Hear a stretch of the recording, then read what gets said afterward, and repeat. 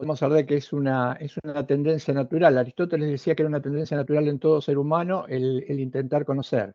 Más allá de que esté en lo cierto, el conocimiento es fundamental para poder intentar comprender la realidad y trabajar sobre ella. Independientemente de que sea natural y las posibilidades que tenemos de acceso a este, es fundamental. Este conocimiento, como les decía, tiene que ver con la búsqueda de la verdad en líneas generales de manera abstracta, pero también en particular respecto del derecho. Y acá hay un primer problema, vamos a ver varios fundamentales. Si no pensamos bien y si la metodología o el acceso o el intento de conocer está sesgado, plagado de sesgos cognitivos, lamentablemente el resultado final no va a ser el adecuado. Y muchas veces no tomamos conciencia de esto.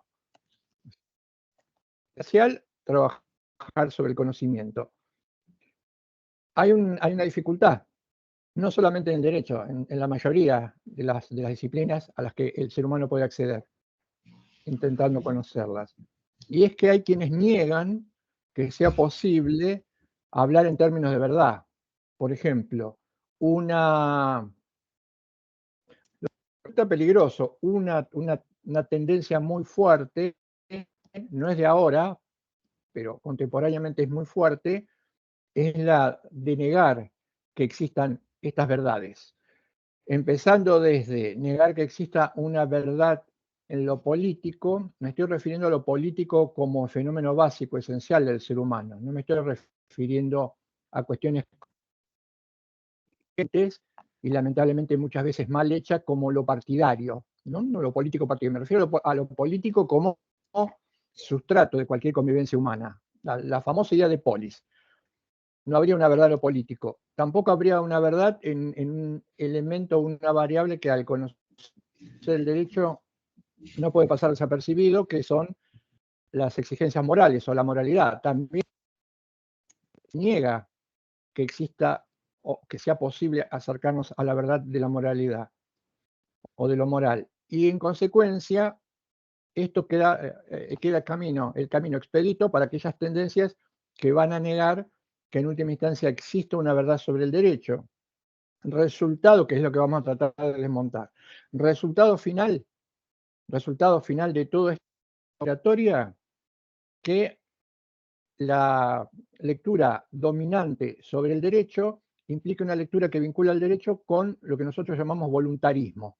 Es decir, la famosa frase de Hobbes que decía que la ley no era el resultado de la verdad, sino el resultado de la voluntad. La voluntad, el voluntarismo jurídico, uno de los estandartes llevados que portaba Kelsen, implica, por supuesto, negación de la verdad, negación de la racionalidad práctica, menosprecio de los valores y en última instancia reducir el derecho a un producto convencional o a un sistema de reglas convencionales que mucho tienen que ver con la voluntad y la discrecionalidad de aquel que lo formula. Esta doctrina, que es no solamente peligrosa teóricamente, sino en la práctica, prácticamente es lo que un filósofo del derecho, un filósofo, más que un filósofo del derecho, pero que tenía con algunas vertientes o salías a lo jurídico, no hace mucho fallecido, que se llamó Ricardo Maliandi, un filósofo ético muy importante de la Argentina, y él decía que esto daba lugar a lo que se llama decisionismo. El decisionismo es una teoría que en última instancia funda las decisiones últimas, por ejemplo, las decisiones últimas de quien está encargado de gestionar la polis. Digo polis no porque quiero retóricamente volver a la Grecia antigua, sino porque digo polis es la sustancia del mundo, del planeta. Lo polis es lo común. Todo es polis. No hay polis y, como ya lo adelanté en algún momento, y refuerzo esta idea, decir que no hay polis es hacer una referencia a la polis equivocada. Es una especie de callejón sin salida que nadie puede eludir, aunque hay constantemente intentos de pensar que lo político es una cuestión meramente subjetiva. Entonces le decía, este decisionismo que se apoya en última instancia o toma como fundamento en última instancia de cualquier decisión exclusivamente apoyada o basada en la voluntad. La voluntad puede ser de uno o de muchos. Obstáculo, principal obstáculo que vamos a trabajar hoy, el más importante, es el obstáculo que hemos dado en llamar o se da en llamar reduccionismo. ¿Mm? Pero no solamente el reduccionismo es un problema muy difícil de detectar. Y como es difícil de detectar, generalmente las lecturas son lecturas reductivas. Vamos a ver muchas lecturas reductivas, ya las hemos visto, pero vamos a ver algunas adelantándonos, porque es lo más importante a partir de ahora en adelante, lecturas reductivas sobre el derecho. ¿Mm? Ya la misma idea, de reducir está suponiendo que hay un problema en lo que estamos haciendo. No se reduce. Esta es una de las distorsiones que vamos a analizar. Y vamos a ver también, importante, otro error al intentar conocer, muy ligado al reduccionismo, pero que no necesariamente implica lo mismo, sino que hay alguna variable que es lo que denominamos ideología.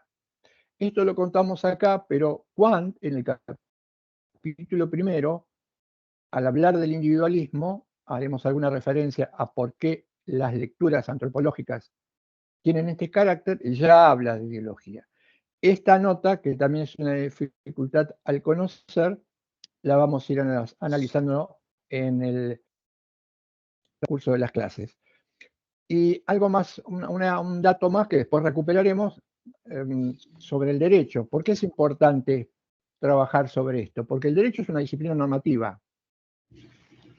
El derecho es una disciplina normativa. Normativa quiere decir que todo el contenido de derecho gira a partir de la conformación de un deber. Esto es normativo.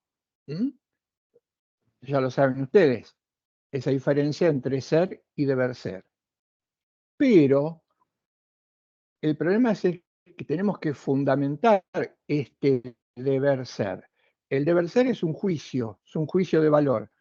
Y acá va a estar lo interesante, lo difícil y lo que siempre se cuestionó y muchas veces se logró disimular. ¿Cómo fundamentamos estos juicios de valor que luego van a ser juicios jurídicos? ¿Cómo se genera este deber ser? ¿Qué lo convierte en válido, en legítimo, en obligatorio?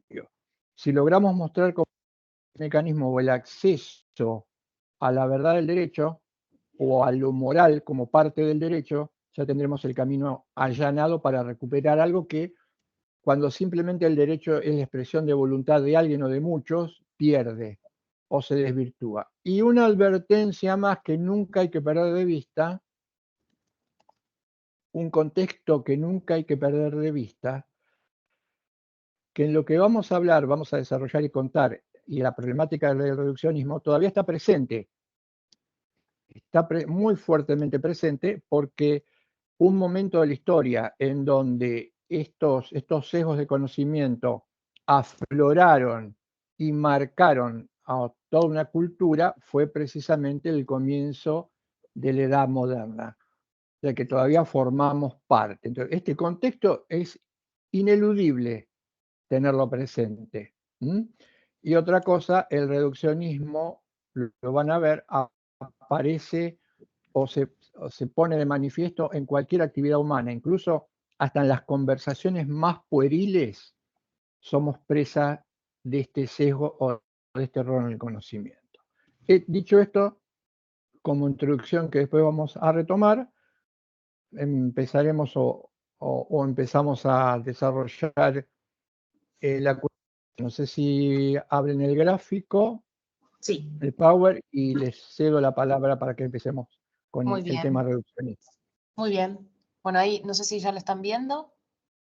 Sí, sí, se ve ¿Sí? bien, Pau. Muy bien, Sí, sí. perfecto. Sí, perfecto. Bueno, como decía Carlos, ahora, digamos, para cerrar todo lo que es el capítulo de ser personal que estuvimos viendo hasta esta clase, vamos a tratar un problema, como ya nos adelantó Carlos, que tiene que ver con esto, con el conocimiento, ¿no? Con lo que nosotros intentamos conocer.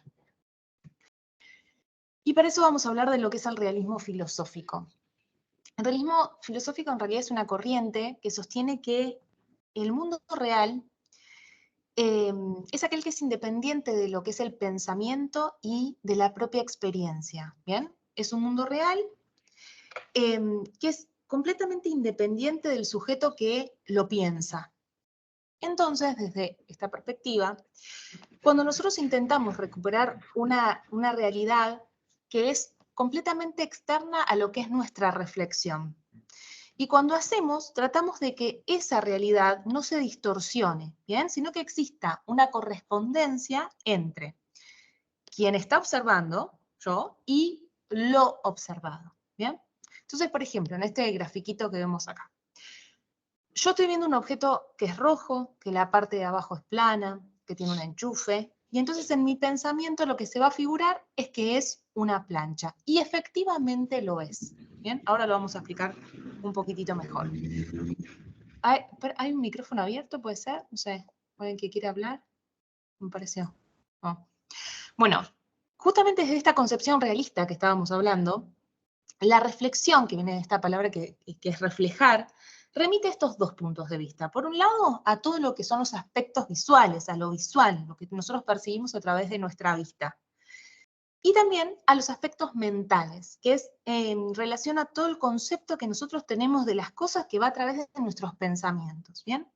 Por eso se dice que estos dos factores van a ir jugando en relación a lo visual, que es lo que yo veo, y en relación al pensamiento, ¿bien? Cuando existe una adecuación entre el pensamiento, lo que yo estoy pensando, y el objeto que está siendo observado, esta reflexión es correcta. ¿Bien? Hay una correspondencia entre quien observa y lo observado. Pero, y acá vamos al tema que nos compete, es ¿qué pasa cuando existe un desajuste entre quien observa y lo que está siendo observado? Bueno, ahí es cuando se produce el reduccionismo. ¿Bien? Entonces, para explicarlo en una forma sencilla, el reduccionismo es que nosotros vemos una parte de la realidad, pero en realidad consideramos que esa parte que nosotros estamos viendo es toda la realidad entera, ¿bien? Es decir, ontologizamos esa parte de la realidad y creemos que esa porción que nosotros estamos viendo en realidad es todo lo que existe. Vamos a ver entonces que esto nos lleva siempre a reflexiones que son erróneas, ¿bien? Vamos a definir siempre en forma errónea una realidad. ¿Por qué? Porque nos va a suceder con todo aquello que nosotros intentemos conocer, si nosotros caemos en este reduccionismo. Supongamos que tenemos esta secuencia numérica que va del 1 al 5, ¿bien? Todos lo estamos viendo. Si nosotros cayéramos en el reduccionismo, diríamos que esta realidad completa que nosotros vemos, en realidad es solo el 2. Proyectamos como la realidad que en realidad nosotros lo que estamos viendo es únicamente el número 2. ¿Bien? Y afirmamos que lo que nosotros estamos observando es únicamente el número 2. ¿Bien? Entonces, nos preguntamos, ¿por qué ocurre esto del reduccionismo? ¿Por qué nos pasa que a veces vemos una parte de la realidad y en realidad consideramos que esa partecita es un todo, es el todo completo? Bueno, esto surge por esto mismo que dice acá, porque somos seres situados. ¿Qué significa esto? Cada uno de nosotros estamos en una situación particular que indefectiblemente nos va a condicionar. ¿Bien? Hay diferentes tipos de situaciones que nos pueden llevar a estar situados de una determinada manera en nuestra propia vida. Puede ser una cuestión natural, cultural, tópica del lugar donde crecimos, histórica, por ejemplo, una mujer del siglo XXI no es lo mismo una mujer del siglo XV, una cuestión personal, porque nosotros nacemos en una determinada familia, tenemos determinados principios, tuvimos una distinta crianza, distintas experiencias vividas, todas esas situaciones nos van a ir condicionando y van a hacer que nosotros estemos situados en la realidad nuestra de una manera determinada. Entonces, lo que sucede es que hay varias situaciones que van a siempre confluir e influir en mi persona. Y todas esas cuestiones van a interferir en mi libertad. Entonces, se trata de una libertad que va a estar mezclada con facticidad, es decir, con los hechos que a mí me rodean. Y a la vez, tenemos que pensar que esa libertad se tiene que realizar junto con otros seres humanos que también actúan en su propia libertad, que también está interferida por su propia situación. Entonces, como por ejemplo, ¿no? Como para graficarlo un poco más, esta facticidad, ¿no? Estos hechos que se mezclan con mi realidad, con mi libertad, perdón. En el mundo, no sé, natural, por ejemplo, el clima, las catástrofes naturales, enfermedades, la pandemia, como nos sucedió, constituyen una situación, ¿bien? Que van a influir en mi libertad. El tiempo es dinero para todos nosotros, y justamente es lo que nos va a condicionar muchas veces en cómo nosotros vamos a actuar con esta libertad que nosotros tenemos. La opinión pública, nuestras propias elecciones nos van condicionando. Pensemos cada uno de nosotros, elegimos esta carrera, podríamos haber elegido otras tantas.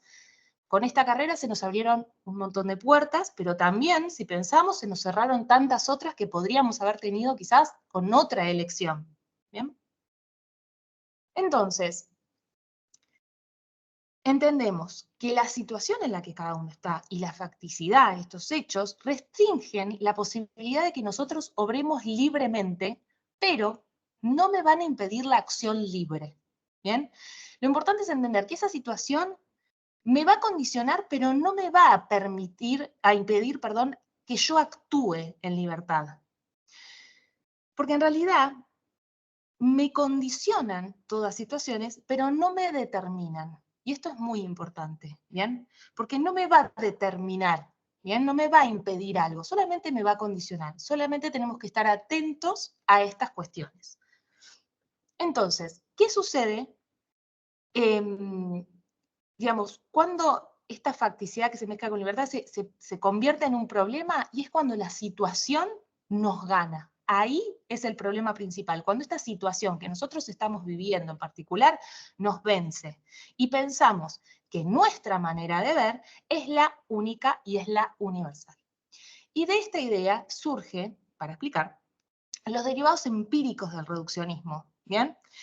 Por un lado tenemos al absolutismo o dogmatismo y por el otro lado al relativismo. El absolutismo o dogmatismo, el correlato empírico, o sea, lo que vemos en la realidad es el fanatismo, ¿bien? Desde esta perspectiva del absolutismo, el sujeto piensa que yo soy el absoluto dueño de la verdad, porque para el fanático la única realidad que existe es la que él piensa y la que él presenta al mundo. Y justamente el fanático, ¿qué le molesta? Que no piensen como él. Y bueno, esto llevó, obviamente, si pensamos, persecuciones religiosas, políticas, raciales, entre tantas otras. ¿Bien? En cambio, el relativismo, su correlato empírico es el escepticismo, y esto es porque afirma una realidad, digamos, variable, porque cada cosa, decía el doctor, es según el cristal con el que se lo mire. ¿Bien? Lo que afirma el relativismo y su correlato empírico, que es el escepticismo, es que hay tantas verdades como personas, ¿bien? Entonces, como esto me lleva a pensar que, bueno, todas son verdades, no me termino cuestionando absolutamente nada. El doctor Negri siempre traía en este punto el tango cambalache, lo van a recordar cuando dicen que todo es igual, nada es mejor, lo mismo un burro que un gran profesor. ¿Bien? En esas condiciones nadie busca la verdad, nadie cree en nada, me da todo igual. Ahora bien, dentro del derecho tenemos dos reduccionismos que podemos explicar. Por ejemplo, si vemos que el derecho es solo una norma jurídica, por ejemplo, caso de Kelsen y la teoría pura del derecho, donde, ¿qué hizo? Dejó de lado otros valores como por ejemplo la justicia, ¿bien? ¿qué podemos pensar? Que Kelsen estaba inmerso en una situación y que a partir de esa situación él construyó esta idea del derecho como norma jurídica. Lo hizo, digamos, porque en el propio contexto en el que él estaba inserto, es decir, es inconsciente, ¿bien? Por otro lado, otro reduccionismo del derecho, pensar que el abogado solamente lo pensamos en el rol de litigante, ¿bien? Pensamos en ese rol que tienen de cuervo, ¿bien? Que no lo vemos al derecho, digamos, como una herramienta para poder utilizar al derecho como un medio, digamos, de paz y de una solución de conflictos, ¿bien? Estos son dos, por ejemplo, dos reduccionismos que podemos ver claramente en el derecho. Entonces, ¿cuál es la situación, digamos, la solución para que nosotros evitemos caer en el reduccionismo? Y vamos a decir que la situación solamente se la vence a través del diálogo, ¿bien? A través del diálogo es que los seres personales van a poder vencer su propia situación. Nosotros, para poder cambiar nuestra perspectiva y así poder acercarnos a una verdad que todavía, como decía el doctor siempre, todavía es inconclusa, nosotros necesitamos dialogar con el otro. Al momento de dialogar con otra persona, nosotros vamos integrando esa verdad en el encuentro con el otro y ahí se vuelve el momento central de nuestra existencia. Solamente si dialogamos vamos a poder entrar y salir del reduccionismo. ¿Bien? Ay, perdón, me fui para arriba. Entonces, como dice Alfilme, es que el encuentro vuelve a mostrarse como un momento central de nuestra existencia y es lo que nos va a permitir salir, digamos, de este encasillamiento que nos produjo nuestra propia situación, la propia facticidad que influyó en nuestra libertad y que resulta necesario dialogar con el otro para poder conocer otras verdades y así integrarlas con la mía. ¿Bien? Es una cuestión que es constante y que estamos en constante búsqueda de nuestra verdad. Así que bueno, Carlos, no sé si querés que vuelva para atrás, para adelante, si alguien tiene alguna duda, acá estamos. Sí, volvela para arriba. Muy bien. Para ver. Donde empezaba. ¿Acá? Sí, ese es el primer gráfico, ¿no? Sí. Bien. Hoy les decía, teniendo en cuenta esto que acabamos de contar, hoy les decía que el contexto para entender estos problemas es las modificaciones o los cambios que se producen en el conocer en la ciencia moderna, perdón, en el comienzo de la modernidad, porque ahí van a irrumpir la ciencia y la técnica.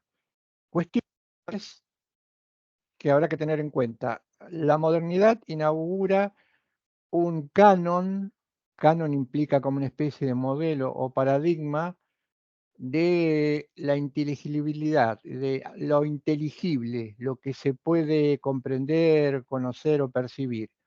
Y este canon que marca todo es la propia ciencia. Entonces, acá hay un cambio, culturalmente hay un cambio importantísimo. ¿Por qué? Si solo aquello que se conoce con los métodos de la ciencia puede ser considerado verdadero, e inmediatamente viene o se agrega una equivalencia. Todo aquello que la ciencia conoce es verdadero y por lo tanto agota lo racional. Por eso algunos decían que lo racional es lo real o lo real es racional. Hay que prestarle atención a esto. La ciencia aparece como el único modo que tenemos para acceder a la realidad o a la verdad última de las cosas. Y este dato que puede pasar desapercibido, lo común marca o signa todas las formas de conocimiento. ¿Por qué? Modernidad, idea de sujeto. Pensemos esto. La modernidad se marca la idea de sujeto, individuo, individualidad. El sujeto es el centro de la realidad. Si el sujeto es el centro de la realidad, lo primero que va a ocurrir es que se va a alterar las formas de acceso a la realidad, cambiándose las que existían con anterioridad. Yo diría que con anterioridad a la irrupción del sujeto moderno como único enclave o como eje, el conocimiento era como una especie de ida y vuelta entre por supuesto no teníamos los adelantos de la ciencia y la técnica, pero entre quienes formaban parte de la comunidad. No había una separación entre alguien que conociese o le diese realidad en tanto en cuanto a lo conocido se le prestara atención. Y rompe la cultura moderna y separa. ¿Qué separa? Por primera vez se separa el sujeto del objeto. Hay una distancia entre el sujeto, que juega un papel central, y aquello que va a ser conocido, que es el objeto, que por supuesto está a distancia. Y primer dato, importantísimo, el objeto tiene muchísimo menor valor o jerarquía que el propio sujeto, que es el que está conociéndolo. Por otra parte, si el sujeto no le presta atención al objeto en ese intento de conocerlo, el objeto desaparece, pasa a un segundo plano o no tiene entidad. Pero no conforme con esto, el sujeto consciente de la modernidad hace algo que hasta ese momento no se había hecho al momento de conocer. ¿Y qué es fracturar la realidad? ¿Qué implica fracturar la realidad? Y genera separaciones.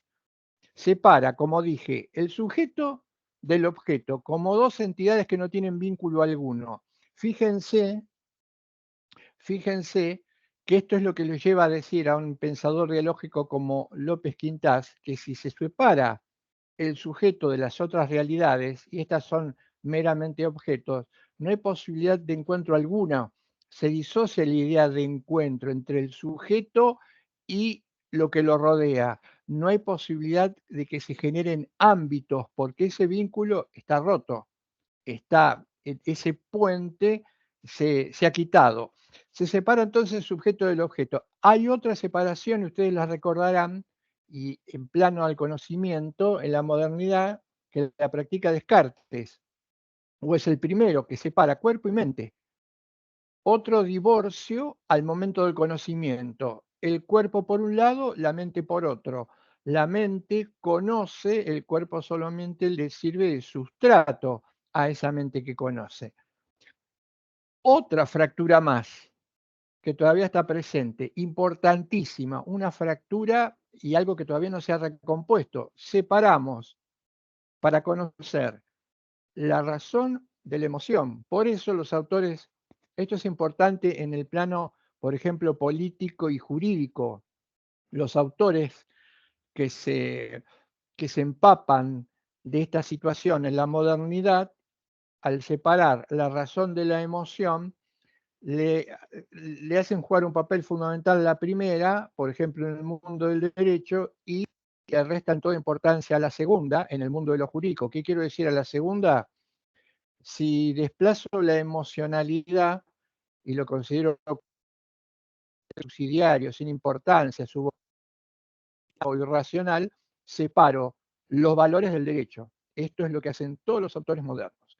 Lo hace, por supuesto, y ahora vamos a volver al ejemplo que habíamos dado de Kelsen para explicar el reduccionismo y facticidad, por qué se produce esto, agregar algún dato más de por qué se produce esto.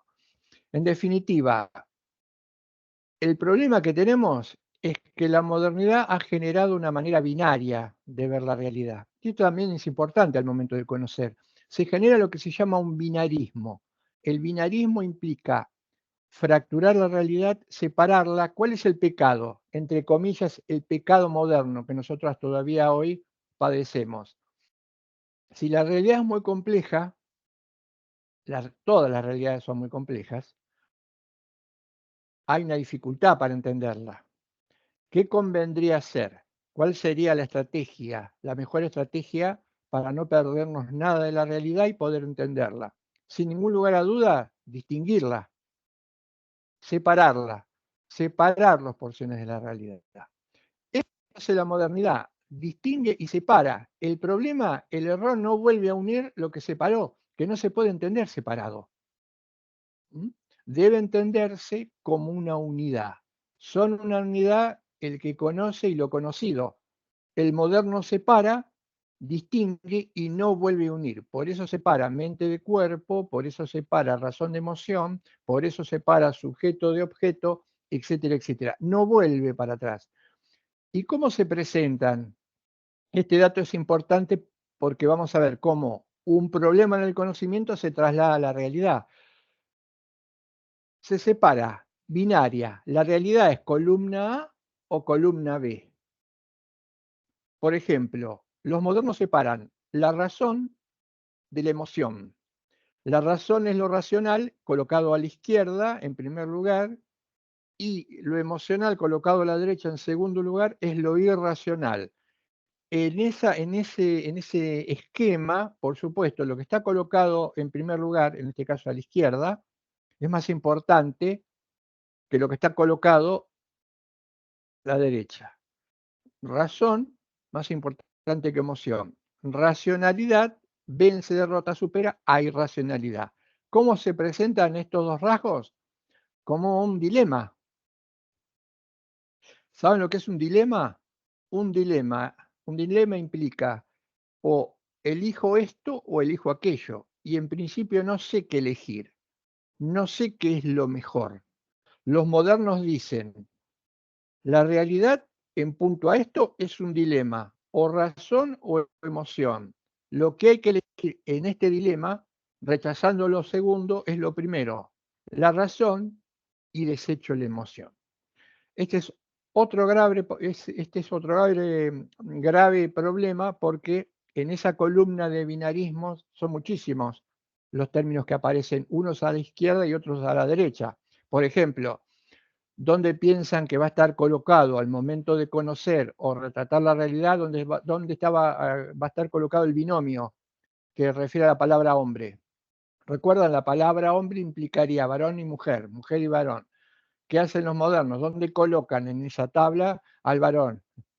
Se lo colocan a la izquierda, en primer lugar. En segundo lugar, colocan a la mujer. Pero esta colocación no es una cuestión de lugar simplemente, es una cuestión de jerarquía.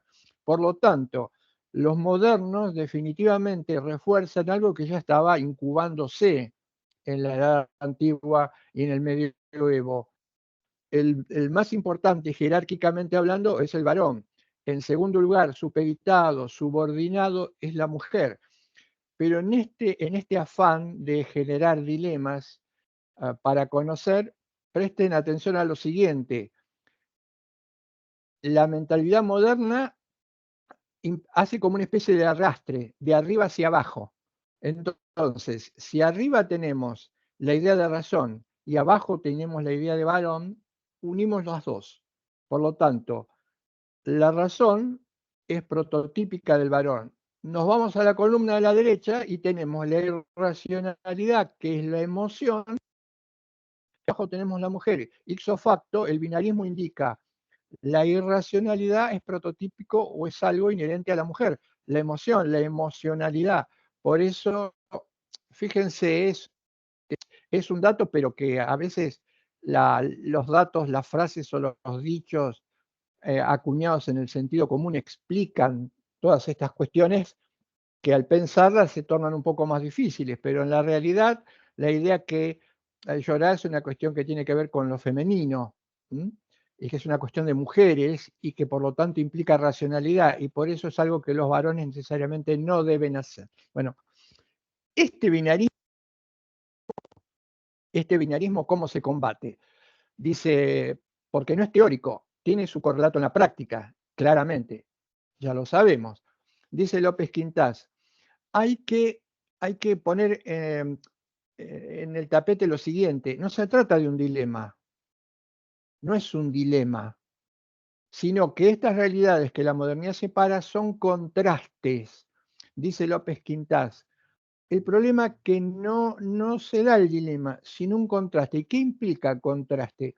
Son dos realidades que explican una determinada cuestión, pero que no se oponen entre sí, sino que actúan e interactúan acompañadamente. En algunas circunstancias lo emocional resalta, en otras circunstancias lo racional es lo que aparece como más importante, pero no están divorciadas, no están en conflictos, no es lo uno o lo otro. En el caso, se me ocurre como ejemplo a tener en cuenta una cuestión muy debatida.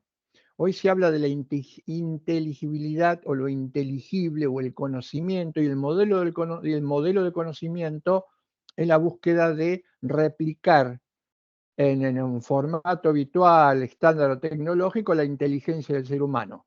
Pero acá hay que tener en cuenta una cuestión. Entonces se habla mucho de inteligencia artificial, está de moda la inteligencia artificial, los dibujitos, el programa de la inteligencia artificial que me arma una frase, que me explica algo, que me hace una monografía, que me hace un currículum. Hay que tener cuidado porque, porque no vaya a ser que sigamos manteniendo una dicotomía que en principio no aparece o no se nota con la expresión inteligencia artificial. Es qué pasa con la inteligencia emocional. Y lo que pasa con la inteligencia emocional es que es imposible que el ser humano pueda duplicarla. Sí podemos jugar, podemos creer que con algoritmos o con sistemas o con tecnología, con computadoras, replicar de alguna manera el pensamiento lógico o la abstractalización lógica del cerebro humano. Lo que no vamos a poder hacer nunca es replicar lo emocional, la inteligencia emocional, pero divorciar la inteligencia emocional de la inteligencia artificial ya es un problema, un callejón sin salida y algo insoluble. Tal vez por herencia, como decía hoy, de la cultura moderna. En nosotros está permanentemente presente este binarismo. Todas las cosas son A o B. Uno más, voy a poner un ejemplo más, que es colocar esto es típico también de la modernidad, es colocar en la columna de la izquierda, lo natural. Y colocar en la columna de la derecha lo antinatural. Con esto juega mucho la modernidad. ¿Por qué? Porque lo natural sería, lo hago entrecomillado, lo normal. Porque lo natural o lo normal es lo racional. Y porque además lo natural o lo normal es la primacía del varón y otros binarismos. Lo no natural, lo antinatural, es lo que se considera como no normal. ¿Y qué entienden? ¿Qué entienden los modernos por naturaleza? Y en última instancia, de alguna manera, lo que entendían también los griegos, aunque los modernos, por supuesto, lo asentaron. Todo aquello que tenga que ver con el sujeto, todo aquello que sea resultado de conocimiento del sujeto, puede ser visto, puede ser pensado como natural, como normal. Todo aquello que no tenga que ver con el sujeto, que tenga que buscarse en otro lugar que no sea en el sujeto para respaldar su realidad, debe ser considerado como antinatural. Fíjense, disquisición al margen, como cuando determinados comportamientos se pretenden tildar, descalificar o deslegitimar, y esto no lo hacen, no, se hacía en el siglo XVIII y XIX y se sigue haciendo en el siglo XXI. Por eso de la contextualidad. Se dice que es antinatural. Cuando alguien quiere descalificar algo que le parece aberrante, le dice, este comportamiento es antinatural. Y como lo antinatural está colocado en la columna de la derecha, es básicamente, por ejemplo, irracional. O puede llegar a tener que ver con lo emocional. Estas fracturas que en el conocimiento introduce el sujeto moderno van acompañadas de dos cuestiones, que son una, al momento de conocer, fuertes. Y lo pongo esto para destacarlo del reduccionismo del error y ver cuál sería el modo adecuado, recuperar el modo adecuado de conocer. Les decía, con lo que se llama inmanentismo y secularización. El inmanentismo es postular que solo es conocimiento aquello que surge del propio sujeto. Si todo aquello que surge del propio sujeto sería algo contrario, sería como una especie de actitud contraria al realismo. El realismo nos dice que el conocimiento que el sujeto tiene de la realidad implica que esto es una realidad extramental, separada, diferente o distinta de la mente. En algunos casos, la postura contraria dice que el inmanentismo, que toda forma de conocimiento nace, se desarrolla, es válida o inválida, pero queda dentro de la mente del sujeto. Les voy a simplemente como nombre, no es para profundizar en esta cuestión. La lectura contraria al realismo como modo de entender el conocimiento es lo que se suele llamar antirrealismo, que reduce todo el conocimiento a un juego del cerebro, algo que está dentro del sujeto mismo. Por eso el inmanentismo implica esta idea. Y la secularización, ya lo saben ustedes, la secularización implica el corte con una forma de conocer que tiene que ver con lo religioso, porque también en su momento, en la Edad Antigua, en el Medioevo, una forma de acceder al conocimiento de la realidad religiosa no lo era a partir de la ciencia, que estaba aparecía de manera muy larvada, sino la teología. Y los modernos, ¿qué van a producir? Los modernos también van a generar una fractura entre la ciencia y la filosofía, en segundo lugar, y la teología, o entre la razón y la fe, adjudicándole muchas veces, de manera engañosa, ciertos defectos a la teología o a la fe que la propia ciencia tiene.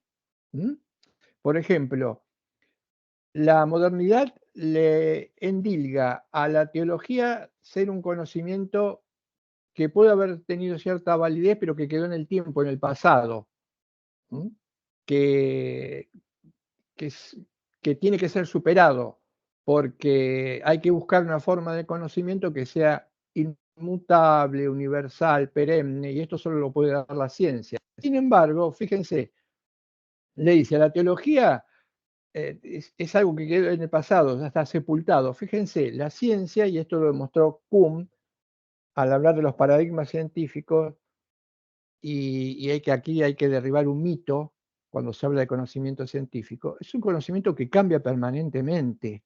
¿Quién dijo que la ciencia, el conocimiento científico, la ciencia moderna es un conocimiento eterno, permanente, imperecedero e inmodificable? Los científicos se reúnen de tanto en tanto y de ahí surgen cambios en las diferentes lecturas ópticas, metodología instrumental, es decir, la ciencia va cambiando y va cambiando al compás en la manera en cómo evolucionan los seres humanos. Y los paradigmas son siempre paradigmas temporales. Derribemos el mito de que el conocimiento científico es único hacia atrás, en el medio hacia adelante e inmodificable. Esto ya lo echó por tierra Thomas Kuhn al hablar de los paradigmas de conocimiento. La tarea es recomponer todo esto. ¿Por qué? Fíjense, brevemente voy a marcar algo importante, ya que nosotros consideramos que somos seres dialógicos. Dice López Quintás, ¿por qué el principal problema de la modernidad es la descalificación de la idea de persona? Recuerden que habíamos contado en su momento que la modernidad iba a atacar la idea de lo personal por la conversión en objeto del sujeto. Por ejemplo, la conversión de una persona explotada en un proletario. López Quintas dice, porque la manera de acceder a la realidad, de conocer, está sesgada. Y la manera de conocer está sesgada, ¿por qué? Porque solo se limita a considerar como dato a investigar a los objetos, lo que ellos llaman el conocimiento objetivo, el objeto.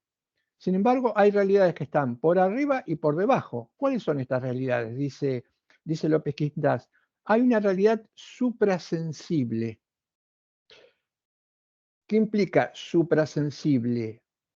Que la manera de conocerla no es a partir de los sentidos que nos dan un punto de partida, sino algo más que permite acceder a ellas. ¿Por qué? Recuerden, la ciencia dice accedemos al conocimiento mediante la percepción. Y la principal fuente de la percepción en la ciencia es el sentido de la vista. Porque con el sentido de la vista podemos, primero, ver la realidad que queremos conocer y además sabemos si empíricamente puede verificarse aquello que como juicio postulemos como científico al mirar la realidad. El paradigma de la ciencia moderna es: lo veo, si lo veo y lo conozco, es real y postulo una definición de lo mismo, y esto es así si yo puedo comprobarlo, verificarlo empíricamente hablando. Y empíricamente hablando implica el experimento, y el experimento tiene que ser, o debe ser, o solo funciona si lo puedo ver.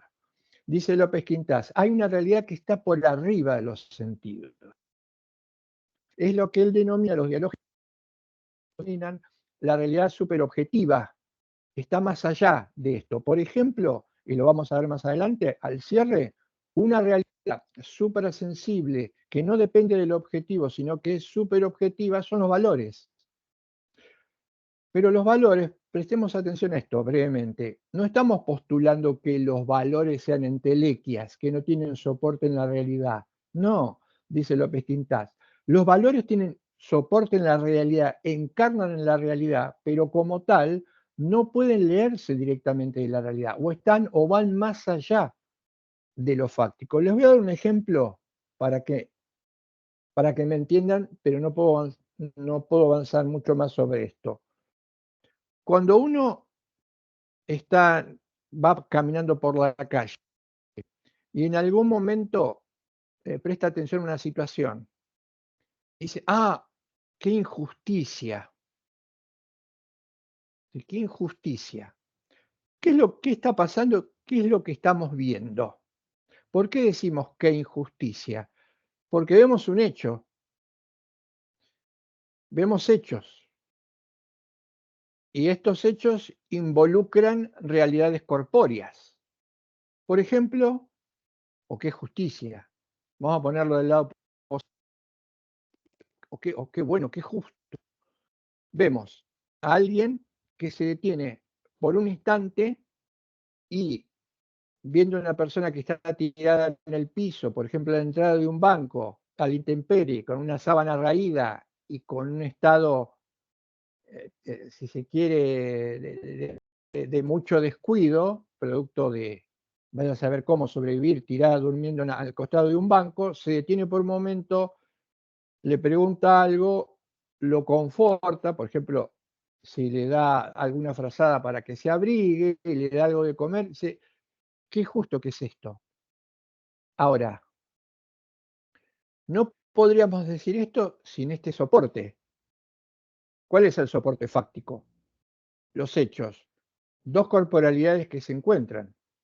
Pero este soporte fáctico nos hace ver algo más que está por arriba del soporte fáctico, y que es proclamar en este caso qué acto de justicia.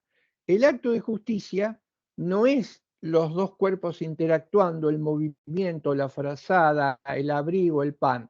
Es algo que está soportado por esa facticidad, pero que yo leo de manera diferente a como puedo leer o ver esas dos realidades a partir del sentido de la vista. A mí el sentido de la vista me está indicando, uno de estos, el sentido me está indicando que es algo justo, pero no es el sentido de la vista, sino algo que yo veo no con la vista. Lo adelanto porque lo voy a contar con detalle, porque es parte del exceso del derecho. Esto es lo que se llama intuición. La manera, la piedra de toque de los filósofos dialógicos es haber recuperado la idea de intuición como forma de acceso, de conocimiento a las realidades más profundas, que la modernidad, por supuesto, negó, cerró, y hoy todavía nos resulta muy difícil salir del corset que implica ser hijos de la modernidad de alguna manera y cómo nos paramos o nos planteamos ante la realidad. Por eso, si ustedes me permiten hacer una cita que en su momento no hice, tal vez apurado, o sí, no recuerdo, pero tal vez apurado por las circunstancias, Pero hay una frase bellísima, plástica, que es de Saint-Exupéry, que hace referencia a esto, y él dice que lo esencial es invisible a los ojos. Es una frase dialógica, de filosofía legal. Claro que lo esencial es invisible a los ojos, porque no podemos ver lo esencial a partir de los ojos o de los demás sentidos, sino con algo que nos permite superar las limitaciones de estas capacidades sensitivas. Y esa es la intuición. Vamos a ver que la intuición juega un papel fundamental en punto a los valores y en punto al derecho. Me voy ahora, que quería hacer esta disquisición porque me parece que hay que confrontar, es importante confrontar estas dos maneras de entender la realidad. Me voy ahora vuelvo al reduccionismo. Y hoy veamos el ejemplo de los números. Y tomemos otro ejemplo similar, igual el resultado va a ser el mismo. Recuerdo un ejemplo que se me ocurrió en un momento, cuando las clases eran presenciales, cuando uno contaba estos temas de manera presencial, y era, estoy frente al aula, estoy en un aula, tengo frente a mí un grupo de alumnos. Si alguien me preguntara a mí, ¿me podría dar una definición, dada el lugar que usted ocupa como profesor, de lo que sería una alumna y un alumno? Y yo haría lo siguiente, situado en el espacio y en el tiempo frente a los alumnos. Me tomaría un tiempo y cuando me vuelven a consultar, te diría, tengo la definición definitiva de lo que es ser alumno o alumna. ¿Cuál es? El alumno o alumna tiene un rostro, tiene una cara, está frente a mí. Esta es la definición de alumno o alumno. Si yo me fuera al fondo y pudiera cambiar, esto es simplemente un ejemplo, porque esto no puede ocurrir o casi no podría ocurrir en una situación, no nos podemos salir de nuestra situación, voy al fondo, me hacen la misma pregunta, porque inventando doy clases por atrás de los alumnos. ¿Cómo es la definición de alumno? Y la definición de alumno definitiva es que son nuca, tienen espalda. También podría intercambiar, podría ponerme a la izquierda o a la derecha. En este caso la definición variaría. ¿Qué son los alumnos? Y los alumnos tienen perfil. Como bien dijimos hoy, las tres lecturas son posibles desde diferentes situaciones. ¿Qué podría ocurrir? ¿Por qué yo no sería capaz? Yo diría, bueno, lo que tendría que hacer es decir, o estando de frente, es decir, tienen rostro, tienen perfil y tienen nuca. Pero esto es así en el ejemplo, que es muy sencillo. El problema es que en la realidad, cuando nos pasa esto, es porque, por ejemplo, en el caso de la nuca, tal vez no lo perciba o me resulte muy difícil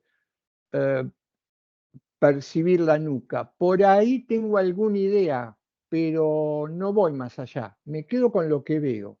Y por otro lado, con el caso del perfil, tal vez ni siquiera me imagine esto en una realidad ya, que el perfil puede existir. Esto tan simple, es el resultado de convertir algo, como decíamos bien, en lo único o lo más importante, porque lo importante no es lo teórico, la discusión teórica, es la práctica. Dar soluciones. Si a mí me pasa esto con los alumnos, yo voy a dar soluciones que en última instancia no van a resolver los problemas de los alumnos porque la parcialidad lo que estoy viendo está sesgado. O no imaginarme posibles problemas que nunca voy a resolver porque no tengo el más mínimo indicio de que esto puede producirse. Esto es lo importante del reduccionismo. Ese problema que se genera en la práctica. Hablábamos de carácter situado, de la situación. Es fundamental, como bien contaba Paula, la situación. Pero claro, la receta, es importante conocer nuestra situación, pero esta no es la receta, porque nos resultaría prácticamente imposible tomar todos los elementos que conforman nuestra situación. Lo que tendríamos que empezar a hacer, y esto es un déficit muy grande, darnos cuenta de algunos elementos que conforman nuestra situación. ¿Mm? Y acá vuelvo al conocimiento moderno para derribar un mito. Lo que estamos contando que va a generar el reduccionismo es lo que la moderna teoría feminista dice: hay un problema, porque cuando conocemos, ¿Mm? El conocimiento implicaría, es, la, es un punto de vista, ¿Mm? El conocimiento es un punto de vista o la vista desde un punto. Esto dice una de las referentes más importantes del pensamiento feminista. Lo repito, dice: ¿qué hacemos cuando conocemos o cuando nos paramos frente a la realidad? Tenemos un punto de vista que es la vista desde un punto. Y esto es imposible de eliminar, pero también es muy difícil de asimilar. Es un punto de vista. Derribar un mito moderno. ¿Cuál es este mito moderno? El de la objetividad. Los modernos dicen: el conocimiento es racional, verdadero y real cuando es objetivo. Objetivo implicaría que alguien puede conocer la realidad por sobre, por arriba o trans la realidad. Y esto es imposible. Esto no existe. Por eso tampoco hay objetividad, no hay objetividad absoluta, aclaro, como ellos lo plantean. No hay objetividad absoluta, ni en el que conoce, ni en el que piensa, ni en el que describe la realidad. El mito de la objetividad de la investigación o de lo que se da a conocer. No, ¿por qué? Porque quien da a conocer, fíjense esto, quien conoce, quien se acerca a la realidad, y todos lo hacemos de alguna manera imbuidos por esta mentalidad moderna, ya estamos acercándonos a esa realidad portando una determinada situación. Es decir, nos acercamos a esa realidad de alguna manera inducidos por nuestra situación. Por ejemplo, por nuestra historia de vida, por nuestro conocimiento. Ya estamos mirando la realidad desde un lugar que no alcanzamos a percibir, pero que induce a acercarse a su objeto de una manera particular, que no sería la misma si lo hiciera otro que pretende conocer desde una situación diferente. Por lo tanto, no hay, no hay objetividad absoluta. Está limitada y es imposible, salvo que pensemos, ¿m? Salvo que pensemos que alguien puede salirse del mundo y de la realidad y mirar como si se tratara de una pecera el mundo hacia adentro y decir: ah, veo esto y esto está así y esto es así. No, no, no. Yo estoy adentro de la realidad. El punto de vista es la vista desde un punto. No hay objetividad absoluta de ninguna manera, y sí maneras de acercarse a la realidad sesgadas, por la propia intuición. Este dato, que tanto trabajo costó sacar a la luz, diría, uno de los déficits más grandes de los seres humanos, no percibir esto. Y luego creemos que nuestro conocimiento es objetivo. En definitiva, la idea de conocimiento objetivo tiene que ver con un poco con el prurito del moderno, ¿no? Con el mito de la infalibilidad, el mito de la razón que todo lo puede conocer, y el mito de que puedo ser objetivo si me coloco a total distancia de aquello que quiero ver. Pero como les decía en la clase del lunes, cuando salimos al mundo, esto lo voy a contar en un rato, cuando salimos al mundo, no percibimos el mundo de cualquier manera, nudos o desnudos. Ya aportamos, los que los filósofos o los cientistas sociales del siglo XX descubrieron, portamos lo que se llaman marcos categoriales de conocimiento. Estos marcos categoriales de conocimiento que no conocemos, no analizamos, no elegimos, sino que ya tenemos, nos hacen ver la realidad como marcos categoriales de conocimiento desde un punto de vista que a veces está inclusive casi desconocemos, pero nos hacen ver la realidad de una manera determinada. Son como lentes, como anteojos, pero que son sesgados. ¿Mm? Por ejemplo, una sociedad, doy ejemplos fuertes y trillados, pero más que ejemplos fuertes y trillados, no desbaratados. Un marco categorial de sociedades como la nuestra, ¿m? En este continente y occidentales, es la categoría o el marco de masculinidad. ¿M? Los varones miramos la realidad desde marcos categoriales masculinos, y estos marcos categoriales masculinos tienen toda esa tabla de la que le hablé hoy, porque esta distinción la introdujo el conocimiento moderno. Entonces, el pensar esas tres categorías de las que hablé hoy respecto de los valores de lo masculino y de los defectos de lo femenino es algo que ya aportamos, que creemos que es natural, que no ponemos nunca o muy pocas veces en tela de juicio. Hoy se está intentando deconstruir estos marcos categoriales de conocimiento, pero que ni siquiera nos permiten percibir que la realidad es diferente y distinta, o la podríamos ver o deberíamos ver de una manera diferente y distinta si el marco categorial fuese otro. Fíjense en el conocimiento. Fíjense, la modernidad impone un modelo de conocimiento a culturas que ya tenían siglos de marcos categoriales de conocimiento que eran en algunos casos, dicen los eruditos, hasta más sofisticados, más elaborados y con mejores respuestas a los problemas de la convivencia, que eran los modos de conocimiento que tenían. El otro día hablamos de los pueblos originarios o las culturas originarias, o una cultura como la azteca, como la maya, un modo de conocer hasta incluso mucho más sofisticado que el que se trajo de Europa en la conquista, que se destruyeron. Se destruyeron para imponer un marco de conocimiento, un marco categorial que nos hace ver aquello que suponemos es lo único que podemos ver. Este es un dato importante. El principal, habíamos hablado, ahora voy a ir a una de las patas del sector práctico en el reduccionismo. Vimos el absolutismo. Este es sencillo. El absolutismo implica, yo veo las cosas así, todos deben verlas así. Primer lugar de la tabla, es natural que se vean así. Lugar de la tabla, es natural que se vean así. Y si las ven como las veo yo, es natural que se vean así, son racionales. Si no la ven como yo veo la realidad, lo están haciendo de una manera antinatural, se equivocan, son irracionales y viene todo, etcétera, etcétera, etcétera, todo el binarismo.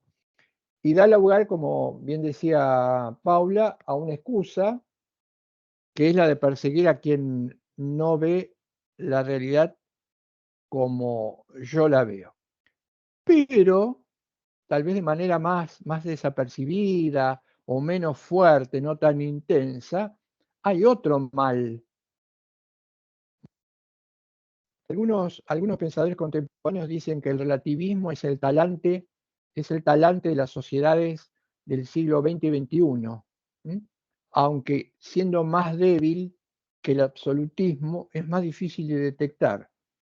¿Qué sería el relativismo? El relativismo es convertir esta idea de mi punto de vista es la vista desde un punto, en convertirlo en algo incomunicable. Eso es lo que hace el relativismo. Si yo digo, estoy viendo la realidad desde este lugar, pero sé que alguien puede venir y decirme, mira, vengo de otro lado, de otra cultura, y nosotros lo vemos de una manera distinta o diferente, y se produce un conflicto. Y el relativista a ultranza dice, está bien, vos quédate, no discutamos quién tiene razón, vos quédate para vos con tu punto de vista que para vos es verdadero. Yo me quedo con mi punto de vista que para mí, sin discusión alguna, es verdadero.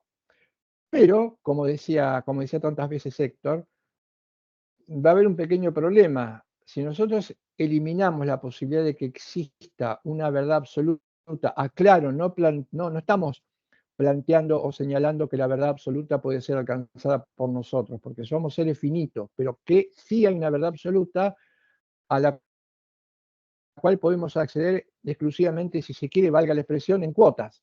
Porque si no existiera una verdad absoluta, entonces toda discusión sobre cualquier elemento de la realidad no tendría sentido alguno. Pero la realidad misma nos está indicando, y la historia de la humanidad nos está indicando, que en líneas generales siempre hemos pensado en la existencia de esta verdad, pero muchas veces nos hemos equivocado suponiendo haberla alcanzado, que es una cosa diferente. Si no, no habría ninguna discusión tendría sentido, mucho menos una discusión sobre derecho. Y sabemos que esto no es así. ¿Cuál es el problema del relativismo? El problema del relativismo, fíjense, ismo, ¿a qué término? Relativo. ¿Qué estamos diciendo? Estamos diciendo que todo acceso a la realidad es relativo en términos humanos. Ahora, si yo le agrego ismo, distorsiono lo de relativo.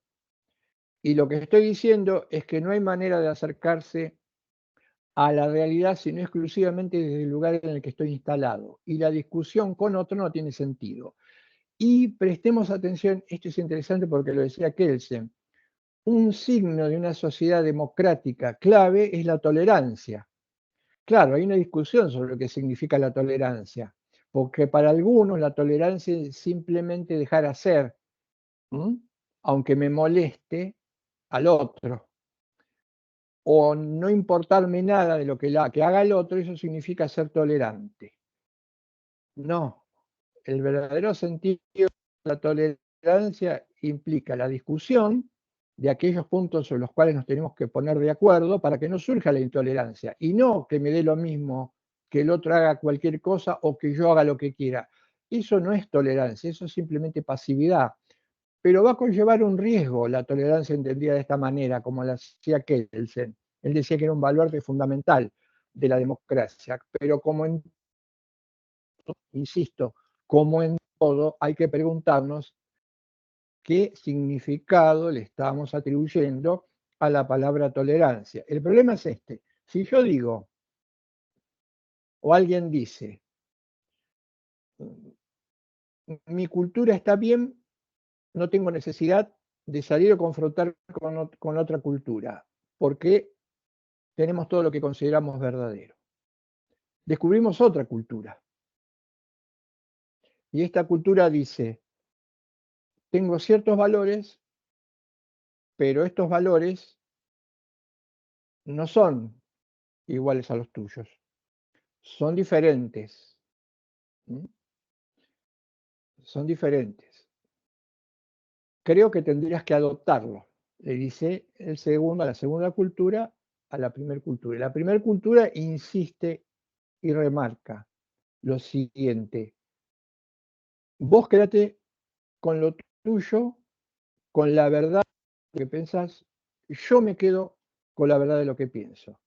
Y la verdad de lo que pienso implica que tengo que ser tolerante con cualquier otra opción que no sea la mía, pero no voy a discutir nunca su verdad o su validez.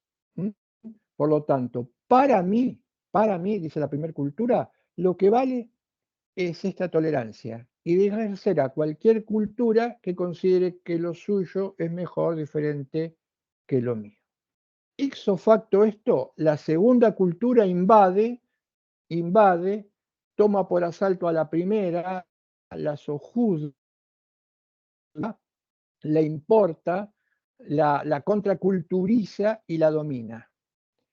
La cuestión sería preguntarnos, ¿hay alguna manera de argumentar o defendernos respecto de si hemos adoptado una posición relativista, esto que no nos parece adecuado? Y yo diría, cuidado, porque el error de esta lectura nos ata de pie y de manos para argumentar o contraargumentar como ilegítimo la invasión de otra cultura a la nuestra. ¿Por qué? Por algo muy sencillo. he postulado como punto de partida que cada cultura tiene sus valores y no se discuten los de otras culturas, y cada cultura considera como verdadero lo que ella piensa sin discutir o criticar lo que otra cultura puede tener. Esto es la nota o el acta de defunción de esa cultura, porque esa misma cultura dice que no es posible determinar el mayor o menor valor de una opción. Entonces la cultura va a decir, me parece muy bien, pero yo no creo que la tolerancia sea lo mejor. Yo creo que la intolerancia es lo mejor. Por lo tanto, te invado, te domino, etcétera, etcétera. Es un riesgo gravísimo que de hecho se ha padecido y se puede llegar a padecer si no nos damos cuenta que en muchas de nuestras actitudes y comportamientos estamos cediendo a esto que es el relativismo y que nos deja absolutamente indefensos, al menos en la defensa que podríamos argumentar como seres racionales, que es el contraargumento. Estamos atados nosotros mismos, nos atamos de pie y de manos en esta cuestión. La, Pero la le hago una consulta. importancia, sí, sí, sí, todas las que quieran. ¿Y cómo se haría o sea, cómo se generaría diálogo con un absolutista?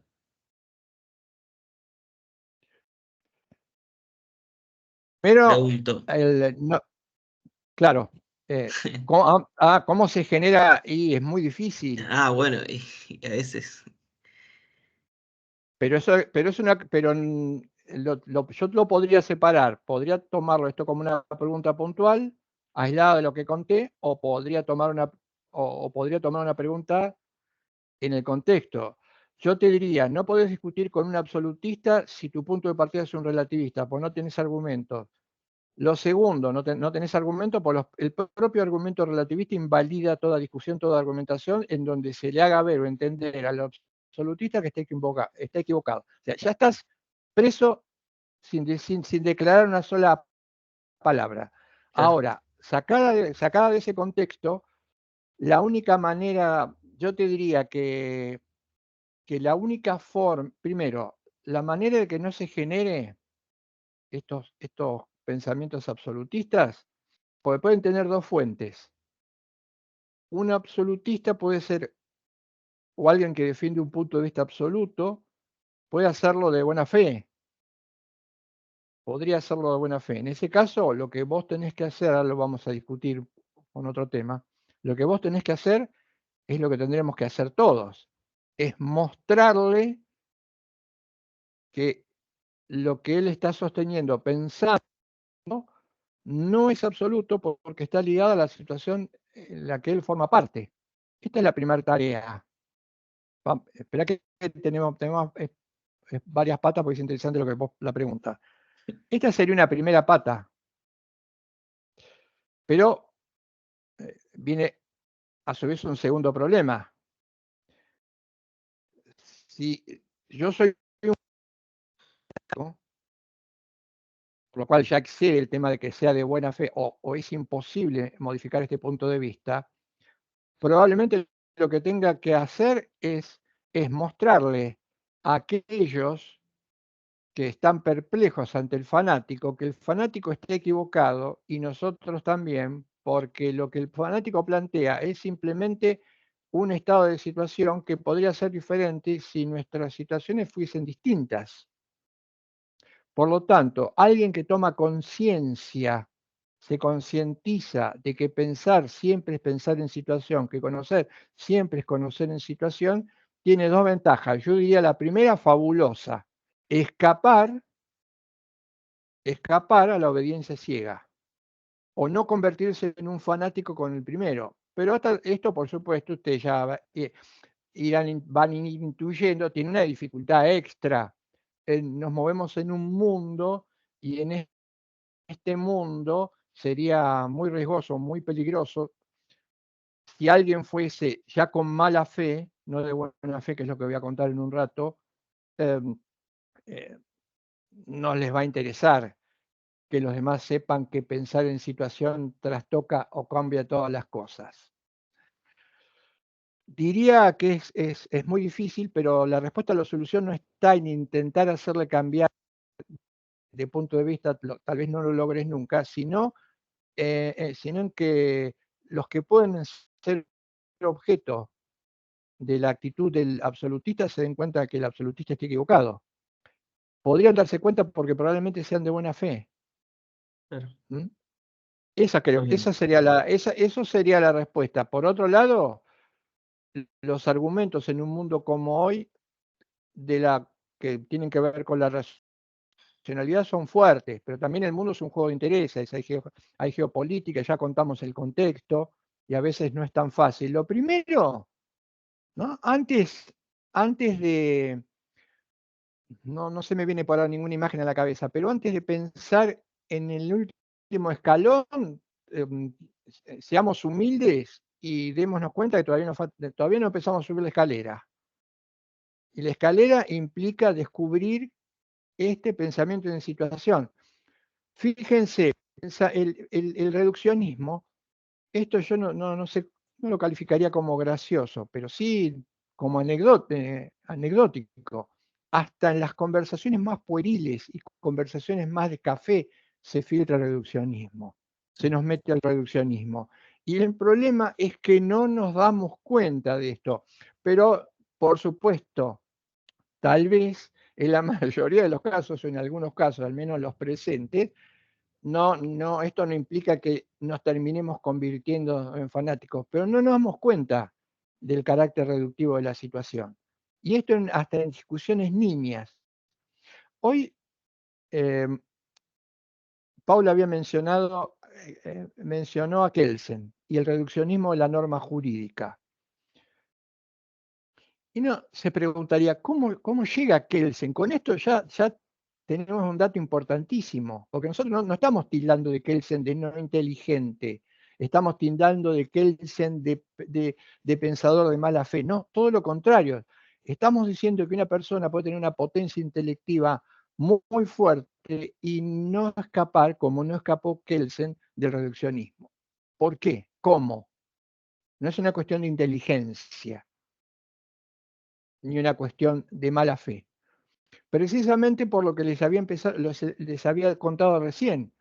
Él absorbe los marcos categoriales de la época en la que nace, se forma, crece, estudia, investiga y se convierte, absorbe todos esos marcos categoriales. ¿Y cuál fue el marco categorial más importante que Kelsen absorbió y que tomó, como podríamos haberlo tomado nosotros, hoy ya en este siglo no tanto, como algo natural?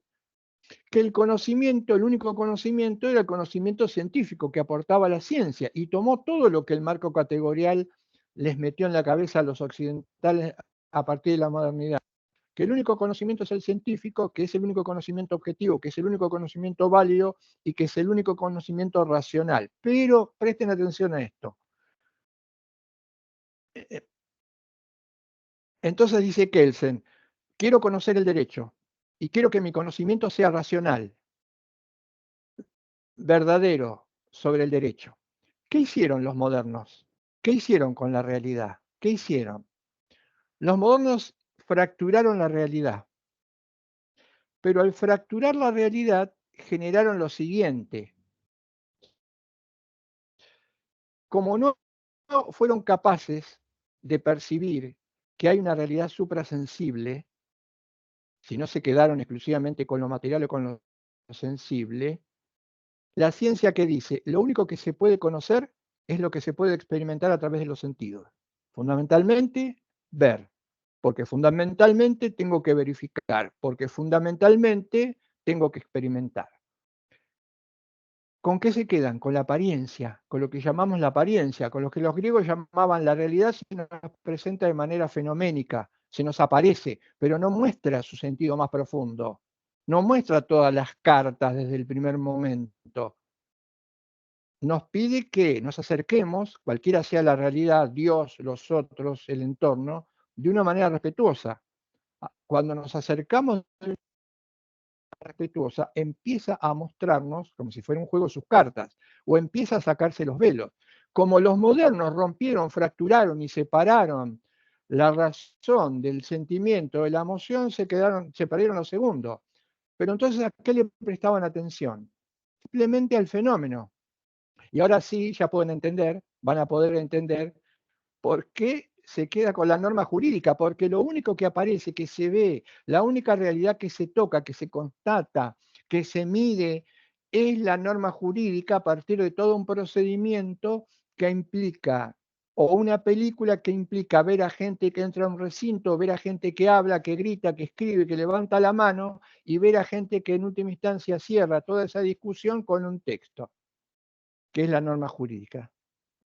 Esto es lo que ven los modernos, por eso Kelsen lo único que ve es la norma jurídica, es el fenómeno jurídico en la manera en cómo un fenómeno jurídico se aparece. Claro, no vamos a negar que el fenómeno jurídico se aparece bajo la estructura de norma jurídica, pero sí nos vamos a dar cuenta que es un hijo directo de los marcos categoriales modernos. Por eso no puede ver la justicia. Por eso niega la justicia. Por eso no puede ver los valores, porque se queda con esa realidad que solo mis ojos ven. Como decía López Quintás, se rompe la condición dialogal del hombre y es difícil recuperarla porque los modernos nos dicen que lo único que podemos conocer, que lo único que puede conocer como realidad del sujeto son los objetos. ¿Y qué es un objeto para un moderno? Es una materialidad, tiene una dimensión cósica, es extensión, decía Descartes, res extensa y sustancia pensante. Es materialidad. Yo puedo leer algo en la materialidad, en la tierra, en el planeta, en la naturaleza, puedo leer algo más que sea materialidad. Los modernos te dicen no. Entonces, ya empezamos con un reduccionismo fuertísimo, con un sesgo fuertísimo. Por eso la norma jurídica. En cuanto al otro reduccionismo del que marcó Paula, que también es muy interesante, es también el reduccionismo, es también algo delicado, pero también producto de la modernidad, un producto de la idea de la conflictividad. Por eso, al derecho positivo se lo suele ver, como decía Héctor, en la faz meramente de la aplicación. Para muchos el derecho es dos personas que son conflictivas, que como son conflictivas litigan por algo, que generalmente tiene un contenido económico, y lo tiene que resolver un tercero. Ese litigio lo resuelve un tercero. O tienen un conflicto y ese litigio lo tiene que resolver un tercero, porque el conflicto se produce a cambio de una acción que estaba prohibida, entonces hay que sancionarlo. Y nos quedamos en esa visión del derecho. La idea, creo que algo contó sobre esto, se explayó Marina en algún momento, en la clase anterior creo, no me falla la memoria. Cuando nosotros vemos, parece que el derecho se circunscribiera a un conflicto sobre una cuestión económica, por ejemplo, un cobro de pesos. ¿No? Así que el derecho no puede ser, no es esto, es una mínima expresión. ¿Pero por qué parece que fuera esto? Y porque vivimos en una sociedad crematística. ¿Saben lo que es una sociedad crematística? Una sociedad crematística es la que gira, Pablo también lo dijo, es la que gira en torno al dinero, es la mercantilización de los vínculos, es la mercantilización de la sociedad como proyecto geopolítico inaugurado hace 500 años. Entonces, es todo económico, todo conflicto económico, resolución, cobro de pesos, pagaré, cheque, lo que fuera, pero parece que... Y queda completamente superado, y ahora voy a agregar alguna cuestión breve, un comentario breve que tiene que ver con la realidad, con la actualidad. Parecería que toda la dimensión colectiva, la dimensión en términos de derechos sociales, no formara parte del derecho. Ahora, un comentario que tiene que ver con la actualidad. Formar a alguien y tiene que ver, es contexto y tiene que ver con esto. No se puede contar nada en ninguna clase que no tenga que ver con tenga que esté relacionada con el contexto. Por supuesto, no agotarse en la particularidad, pero el contexto permite explicar la generalidad. No se puede explicar nada, por lo menos yo creo del derecho. Si yo te digo, si yo formo a alguien haciéndole ver que el derecho es exclusivamente dirimir conflictos y dirimir conflictos de carácter económico, en donde el papel fundamental para resolver el conflicto tiene que ver con la propiedad de aquello que se discute, que es la atmósfera individualista en todos los momentos llevados a la actualidad, es un simple conflicto en donde prima la cuestión de pesos y es una cuestión privada, y te formo de esta manera, ¿saben qué estoy haciendo? Los estoy adoctrinando. Esto es adoctrinamiento. Pero ¿saben dónde se adoctrina? Porque todo el eje, y que no me escuchen, no me importa, también lo digo en esos ámbitos, no tengo nada que perder a esta altura. ¿Saben dónde se adoctrina? En las universidades privadas. Y yo soy un hijo del adoctrinamiento de las universidades privadas. Eso es adoctrinamiento. ¿Por qué? Porque las universidades privadas tienen que generar subjetividades, en este caso en abogados, preparados para intervenir en los conflictos de mercado. La sociedad de la libre empresa, la sociedad del mercado totalizante, por eso se lo forma de esta manera. Ahí se adoctrina. Y a mí me adoctrinaron. Como dije, soy hijo de la universidad privada. Con el tiempo y en virtud del métier al que me dediqué, por suerte, me considero en el plano de la enseñanza un hijo directo de la universidad pública. Pero creo que tengo cierta, entrecomillada, autoridad para hablar sobre el tema, porque además de ser hace años profesor de universidades públicas, también lo he sido de varias universidades privadas. Eso es adoctrinamiento. Por eso es que este reduccionismo es tan es menos visible que el anterior, pero también tal vez puede llegar a ser más nocivo.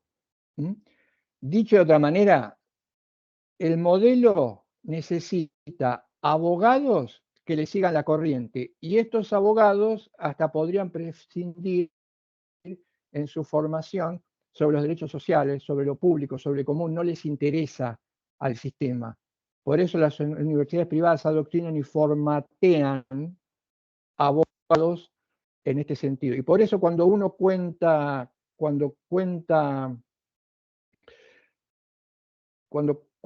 estas cuestiones de reduccionismo, de conciencia crítica, de derecho, de derechos sociales, de bien común, tiene muchas resistencias, o parece que uno estuviera hablando en un idioma chino, pero no es una cuestión de mala fe, no es de mala voluntad, no es contra nadie, sino es producto de los marcos categoriales con los que se instalan o empiezan a prepararse. Me queda un tema, voy a tratar de sintetizarlo, que es interesante, que tiene que ver con el reduccionismo, que también es un sesgo, que es lo que se llama ideología, que está muy en boga. La ideología es un término acuñado hace muchos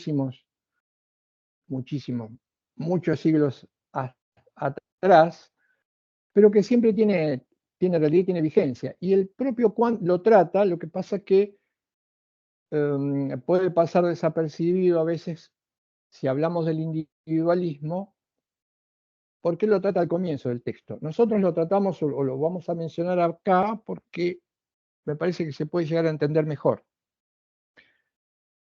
Y hoy se habla mucho de ideología, ¿no? ¿Qué es una ideología? ¿No? Que la ideología es esto, alguien que habla de todo y en todo mete el término ideología.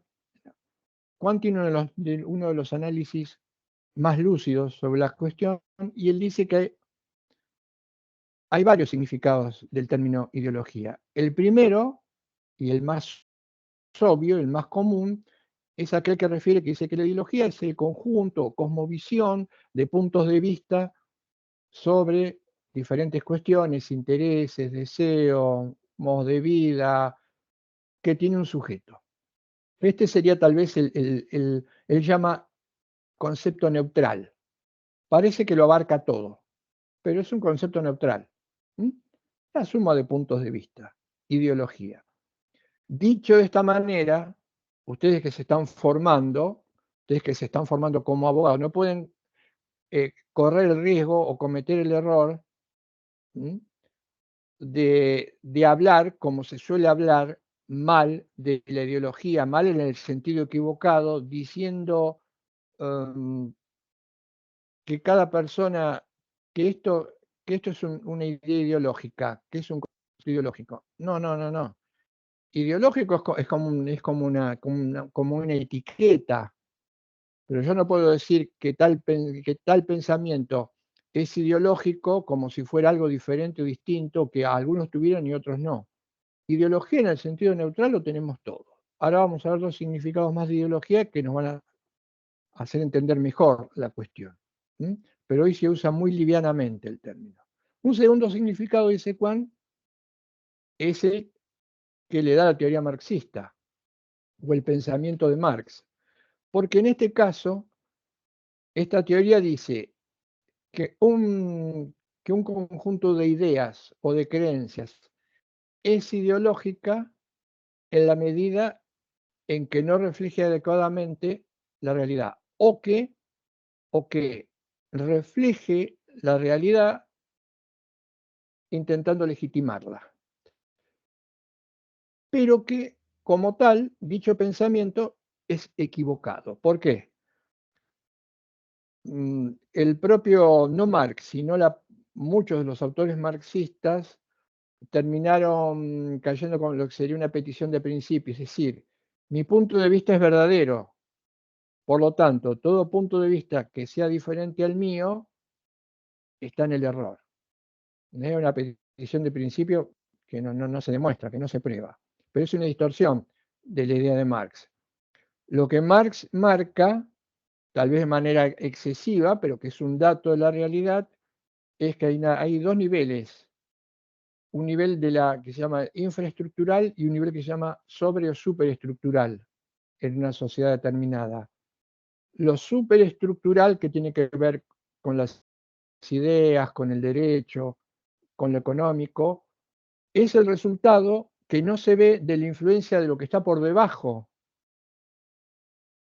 lo subestructural o infraestructural. Y esto infraestructural que moldea cualquier sociedad, dice Marx, ya lo sabrán, seguramente lo han estudiado en otra materia, son las relaciones de producción. Estas relaciones de producción inflexionan sobre la superestructura y, por ejemplo, como decía Marx, y sí cuestionaba acertadamente en ese momento, y contribuyó a la imagen negativa del derecho, porque era del derecho positivo, el derecho positivo tiende a convalidar o legitimar. Ninguna duda que el derecho moderno tendió a legitimar el status quo como superestructura de aquellas relaciones de producción que implicaban la miseria de millones de personas, que es la idea de proletariado. Pero esta no es la idea definitiva, o al menos por ahora definitiva, técnicamente hablando de ideología. Juan se hace el siguiente interrogante, dice, siguiendo la idea de Marx, nosotros cuando adherimos a algo y lo creemos, y nos preguntan por qué lo creemos, decimos, lo creo porque considero que es verdadero, que hay en mí una íntima fuerza que me lleva a convencerme de esto. Pero dice él, si eso no fuese el caso, si yo creyese en algo, pero por motivos diferentes, y no por una supuesta verdad o convencimiento de aquello como proclamo verdadero, ¿cuál podría ser el motivo? ¿Cuál sería la motivación? Y trae un viejo adagio latino, que por supuesto no lo recuerdo, pero que criollo dice lo siguiente: no hay nada que el ser humano esté más proclive a creer que aquello que es compatible con sus propios deseos e intereses. Esto es una genialidad latina, porque hace a la condición humana, repito, dice, no hay nada así más coloquial, nos tiramos de cabeza a aquellas verdades que en definitiva son más compatibles con nuestros propios intereses o deseos. Pero acá ya no está la fuerza íntima de convicción. Entonces, dice Kant, acá aparece el problema de la ideología. ¿En qué consiste el problema de la ideología? En creer algo suponiendo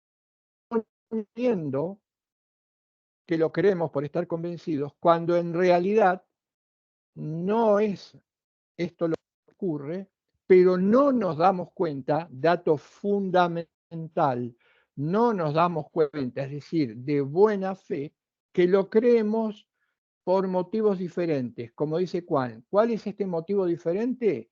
Porque soporta, sustenta, es compatible con un interés práctico. ¿El interés práctico de quién? Mío, del que está creyendo. ¿Y qué significa interés práctico? Que armoniza con mis intereses particulares, con mis deseos, con mis objetivos, pero es de buena fe. Yo no lo sé. ¿Mm? Sin embargo, supongo o creo que adhiero a ello por una íntima convicción. Fíjense, creo yo que acá cualquiera de ustedes ya podría ir pensando ejemplos o situaciones que hacen a esto. Volver sobre algo que creo que mencionamos y lo recuperamos ahora. Si yo puedo decir, creo firmemente en Dios. ¿Por qué crees en Dios? Porque estoy íntimamente convencido de ello. Probablemente, y creo en parte o totalmente que no es así. ¿Por qué? Y ahí va a empezar a tallar la situación. ¿Cuál fue su situación desde que advino al mundo? No sé si la conté o no brevemente, pero tiene que ver con el ejemplo. Cualquiera de ustedes podría plantearse alguno, o tal vez ser parecido o similar al mío. ¿Cuál fue su situación? Hogar católico, sacramentos, Iglesia católica, cristianismo, preparación católica y cristiana, colegio primario, misa, secundario, colegio confesional, católico cristiano, universidad católica y cristiana. Esa es mi situación. Lo que indica que probablemente, no quiero ser ni absolutista, no quiero ser optimista, indica que probablemente, mi idea de que Dios existe, la convicción de que Dios existe, no sea más que una caja de resonancia de esa situación. Por supuesto, como situación, no elegí, no quise, no busqué, no pensé críticamente ni adopté, sino que recibí como marco en función de la situación en la que estaba. Y que probablemente hubiese sido distinto si mi situación hubiese sido otra. Esto no significa que después pueda revisar cuestiones que me enseñaron, empiece a pensar de manera más profunda en lo religioso, trate de llegar con más detalle a aquello que en algún momento simplemente repetía y que la cuestión haya cambiado. Esto no implica que Dios exista o no. Estoy simplemente dando un ejemplo de cómo algo puede operar como caja de resonancia y yo estar creído de buena fe que lo sostengo porque es verdadero. El interés práctico, en este ejemplo como en tantos otros, demuestra que no lo es. O uno que suelo dar, burdo, que suelo dar muchas veces, y que es el de, si alguien es heredero durante muchas generaciones de muchísimas hectáreas de tierra y que en algún momento esas hectáreas de la tierra se pierden en el tiempo porque no hay escritura, pero los antepasados de mi familia sí se asentaron allí y yo hoy podría tener un título, decir, y que alguien diga, por ejemplo, que alguien me preste un libro de Locke y Locke diga que aquellas tierras que en algún momento se suponía que no eran de nadie, podían ser de aquellos que las pisaba por primera vez. Esto para justificar, por supuesto, la conquista, ¿no? O el desfalco. Pero yo leo el libro de Locke, qué bien, qué inteligente Locke, dio en el clavo, dio en el clavo. Aquel que primero pisó las tierras es el dueño y el dueño legítimo. Hoy soy el dueño legítimo, es un invento, no lo crean. De quinta generación de media provincia, no sé, en cualquier lugar. ¿Cómo no voy a creer lo que Locke dice si eso se corresponde con un interés práctico, que es el haber sido heredero de media provincia? Pero de verdad o convencido de verdad, nada. Esto por un lado, esto significa ideología. En la práctica, ¿cuál es el problema de la ideología? En la práctica, ¿cuál es el problema? Y el problema es el siguiente, dice Kant. Los seres humanos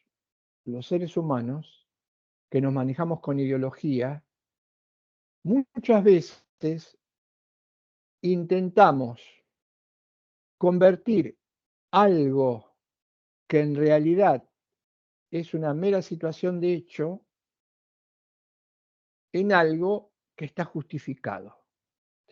¿Y esto cómo lo hacemos? Ahora voy a dar los ejemplos. ¿Y esto cómo lo hacemos? Dice, a través de las ideas.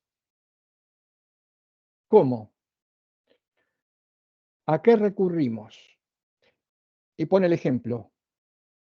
Una persona en una posición privilegiada socialmente hablando, privilegiada ¿por qué? Porque ha conseguido que los demás, el resto de los que integran ese grupo, esa sociedad, estén a su servicio, le obedezcan o admitan ser mandados.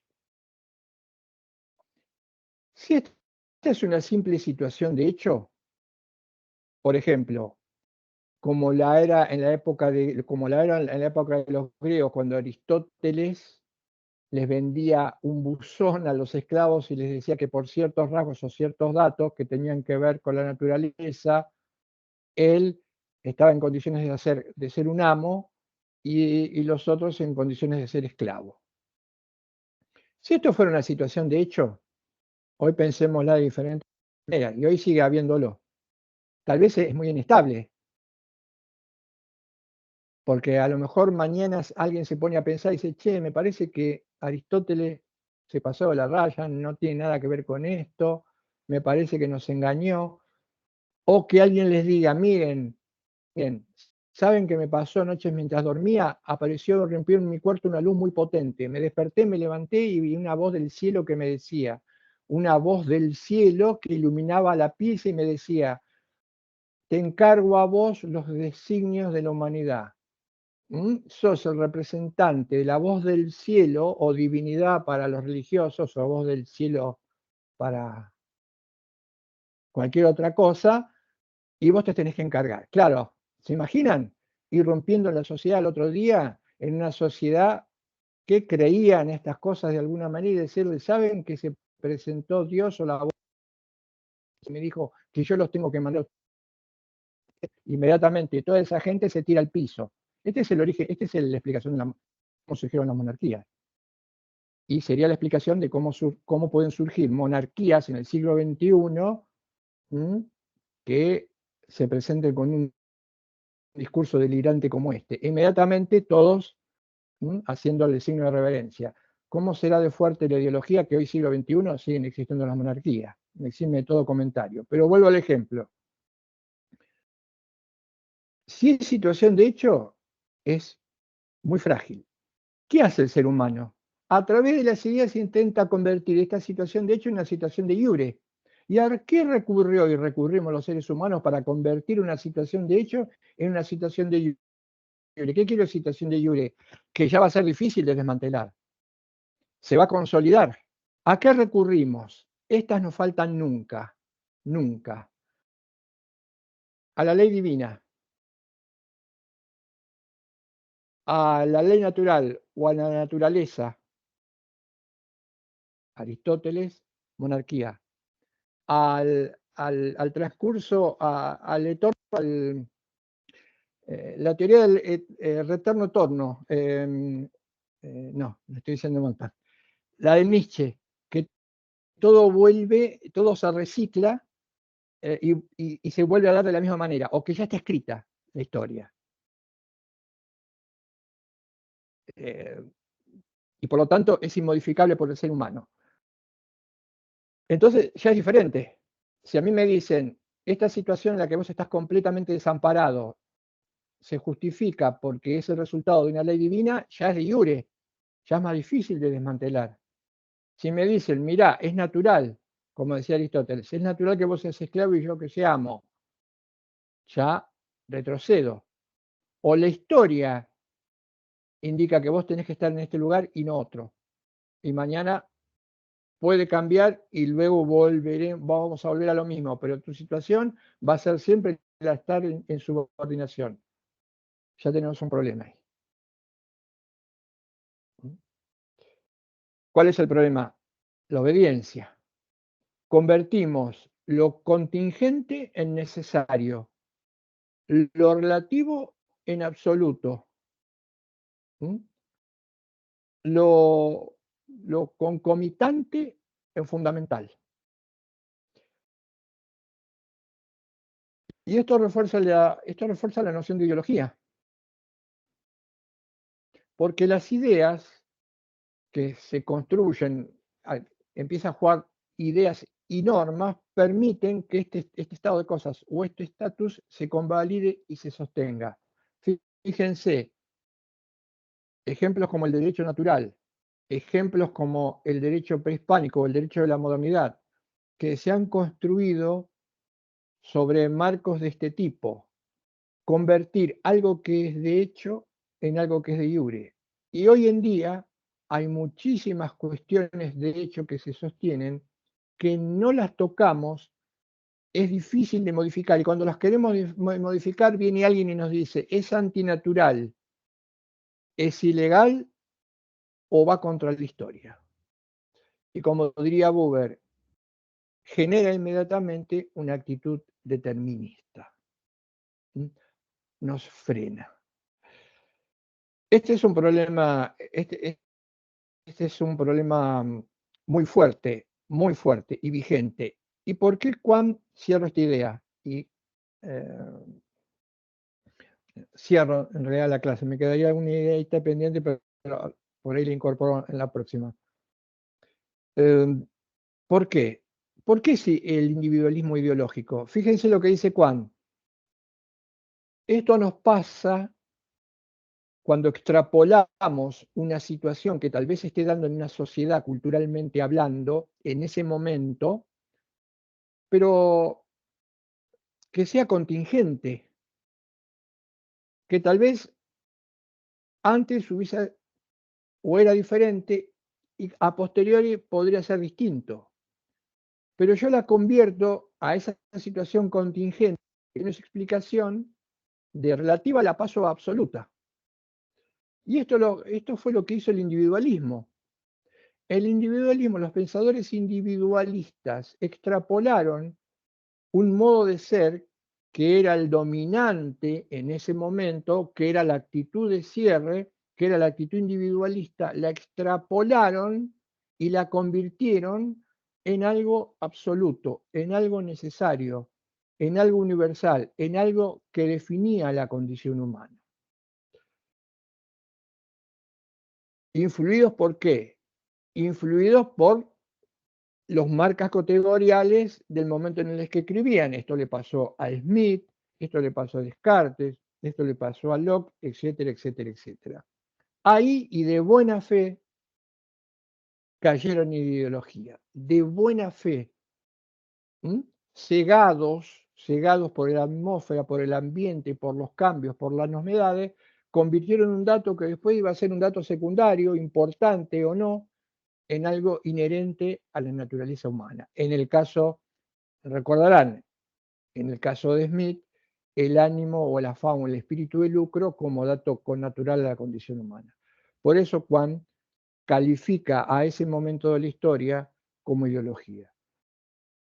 Hoy tenemos que tener cuidado con la ideología y además tenemos que tener cuidado, tendríamos que empezar a romper un poco las ataduras de aquello que no queremos modificar porque alguien nos dice que es natural, no queremos modificar porque alguien nos dice que tiene que ver con un origen divino, o no queremos modificar porque alguien nos dice que tiene que ver con la ley de la historia, entre otros ejemplos.